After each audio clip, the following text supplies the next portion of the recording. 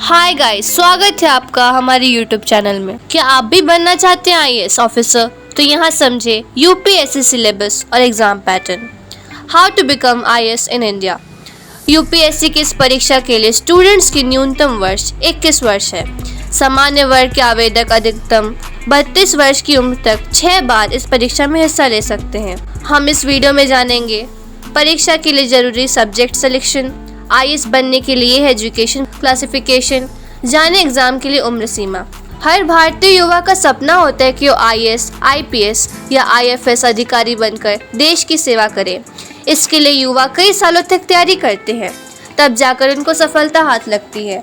आज हम इस परीक्षा का पूरा प्रोसेस के बारे में आपको जानकारी देंगे। यह परीक्षा union public service commission UPSC द्वारा आयोजित की जाती है। जिसके बाद उम्मीदवारों का चयन आईएएस, आईपीएस, आईएएस या आईएफएस अधिकारी के रूप में होता है।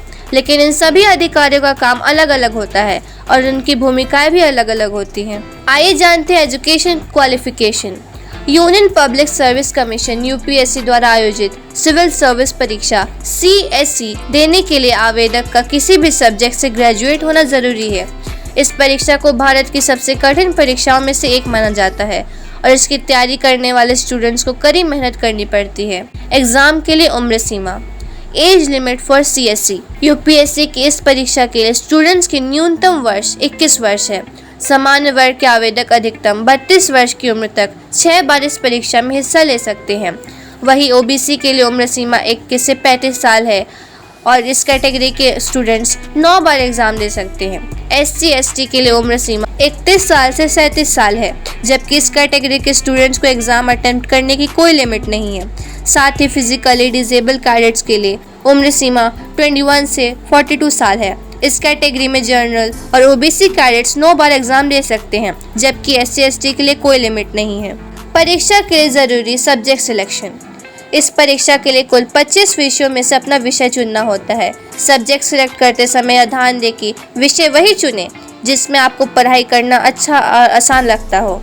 इसमें एग्रीकल्चर, एनिमल हस्बेंड्री और वेटनरी साइंस, मानव विज्ञान, botany, chemistry, civil engineering, commerce और अकाउंटेंसी, इकोनॉमिक्स, इलेक्ट्रिकल इंजीनियरिंग, भूगोल, भूविज्ञान, इतिहास, law, management, mechanical engineering, medical science, philosophy, physics, political science और अंतर्राष्ट्रीय संबंध, मनोविज्ञान, पब्लिक एडमिनिस्ट्रेशन, समाजशास्त्र, स्टैटिस्टिक्स, जूलॉजी और भाषा असमिया, बंगाली, बोडो, डोगरी, गुजराती, हिंदी, कन्नड़, कश्मीरी, कोंकणी, मैथिली, मलयालम, मणिपुरी, संथाली, सिंधी, तमिल, तेलुगु, उर्दू और अंग्रेजी में से किसी एक का चुनाव बतौर ऑप्शन सब्जेक्ट कर सकते हैं।